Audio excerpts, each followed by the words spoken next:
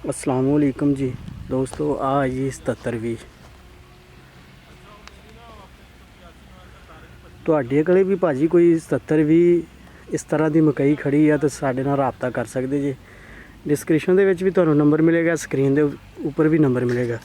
ਤੁਹਾਨੂੰ ਸਾਰੀ ਮਕਈ ਵਿਖਾ ਦੇਣਾ ਕਿ ਬਹੁਤ ਸਾਰੇ ਜਿਹੜੇ ਦੋਸਤ ਜ਼ਿਮੀਦਾਰ ਭਾਈ ਕਹਿੰਦੇ ਕਿ 77 ਨੂੰ ਦਾਣਾ ਨਹੀਂ ਪਿਆ। ਮੈਂ ਕਹਿੰਦਾ ਕਿ 77 ਨੂੰ ਮਾਸ਼ਾਅੱਲਾ ਜਿਹੜਾ ਇਸ ਦਫਾ ਦਾਣਾ ਪਿਆ ਸਾਂਭ ਦੇ ਉੱਤੇ ਹੈ ਜੀ। ਇਹ ਕਿਸ ਤਰੀਕੇ ਨਾਲ ਕੀਤਾ ਗਿਆ, ਕਿਸ ਤਰੀਕੇ ਨਾਲ ਇੱਥੋਂ ਤੱਕ ਪਹੁੰਚੀ, ਇਹ ਸਭ ਕੁਝ ਤੁਸੀਂ ਜਾਣਨਾ ਚਾਹੁੰਦੇ ਆ ਤਾਂ ਤੁਹਾਨੂੰ ਡਿਸਕ੍ਰਿਪਸ਼ਨ ਦੇ ਵਿੱਚ ਜਿਹੜੇ ਨਾ ਲਿੰਕ ਮਿਲੇਗੀ ਔਰ ਨੰਬਰ ਮਿਲੇਗਾ। ਪੂਰੀ ਡਿਟੇਲ ਤੁਹਾਨੂੰ ਜੋ ਮਿਲੇਗੀ, ਕਿਸ ਤਰ੍ਹਾਂ ਕਰਕੇ ਕਿੰਨੇ ਪਾਣੀ ਲਾਏ ਗਏ, ਕਿੰਨੀ ਖਾਦ ਪਾਈ ਗਈ। ਬਹੁਤ ਜ਼ਬਰਦਸਤ 77 ਜਿਹੜਾ ਬੀਜ ਸੀ ਅਸੀਂ ਜਿਹੜਾ ਬੀਜਿਆ, ਬਹੁਤ ਜ਼ਬਰਦਸਤ ਛੱਲੀ ਪਈ ਇਹਨੂੰ ਦੇਖ ਸਕਦੇ ਹੋ। ਅੱਗੇ ਮੈਂ ਜਾ ਕੇ ਤੁਹਾਨੂੰ ਜਿਹੜੇ ਕਾफ़ी ਸਾਰੇ ਇੰਟਰਵਿਊ ਹੋ ਚੁੱਕੇ ਇਸ ਮੱਕੀ ਦੇ, ਛੱਲੀਆਂ ਕੋਈ ਛਿੱਲੀਆਂ ਵੀ ਹੋਈਆਂ ਉਹ ਵੀ ਤੁਹਾਨੂੰ ਦਿਖਾ ਦਿੰਦਾ।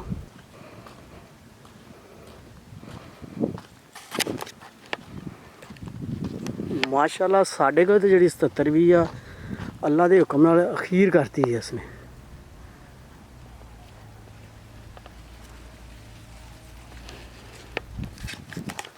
ਅੱਗੇ ਜਾ ਕੇ ਤੁਹਾਨੂੰ ਮੈਂ ਹੋਰ ਵਿਖਾਣਾ ਛੱਲੀਆਂ ਜਿਹੜੀਆਂ ਛਿੱਲੀਆਂ ਹੋਈਆਂ, ਤੁਹਾਨੂੰ ਦਿਖਾਣਾ ਕਿ ਤੁਹਾਨੂੰ ਪਤਾ ਚੱਲੇ ਸਾਰੀ ਛੱਲੀ ਬਰਾਬਰ ਦੀ। ਬਹੁਤ ਜ਼ਬਰਦਸਤ 77 ਜਿਹੜਾ ਬੀਜ ਸੀ ਬਹੁਤ ਜ਼ਬਰਦਸਤ ਨਿਕਲਿਆ। ਕਾफ़ी ਲੋਕ ਇਹੀ ਕਹਿੰਦੇ ਆ ਕਿ 77 ਠੀਕ ਨਹੀਂ, ਛੱਲੀ ਨੂੰ ਦਾਣਾ ਨਹੀਂ ਪੈਂਦਾ। ਮੈਂ ਤੁਹਾਨੂੰ ਛੱਲੀਆਂ ਦਿਖਾ ਦਿੰਦਾ।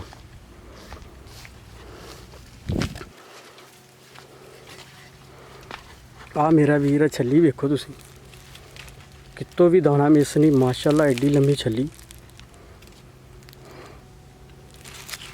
देख सकते हो। आ छलियाँ छिल छिल के काफ़ी इंटरव्यू हो चुके हैं कि की कुलिया लाया गया है। देखो सारी छली माशाल्लाह बराबर दी।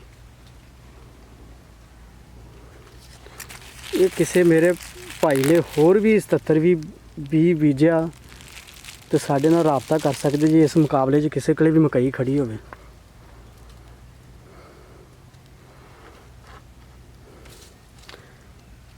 देख सकते जी काफ़ी इंटरव्यू हो चुके हैं इन्हों दे। काफ़ी लोग आके छलियाँ छिल छिल के देखते हैं। अब माशाल्लाह जिहड़ी भी छली तुसी वेखोगे बराबर दी और वड्डी वड्डी छली।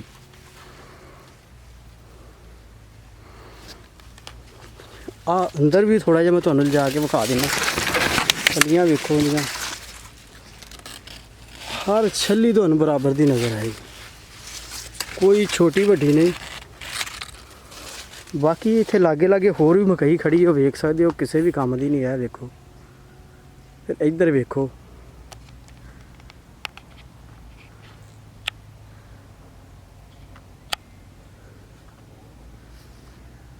काफ़ी मकई खड़ी आ। ਜਿਹੜੇ ਬੰਦੇ ਕਿਸੇ ਦੀ ਵੀ ਇਸ ਮੁਕਾਬਲੇ 'ਚ ਮਕਈ ਹੋਵੇ ਤਾਂ ਸਾਡੇ ਨਾਲ ਰਾਬਤਾ ਲਾਜ਼ਮੀ ਕਰਨਾ।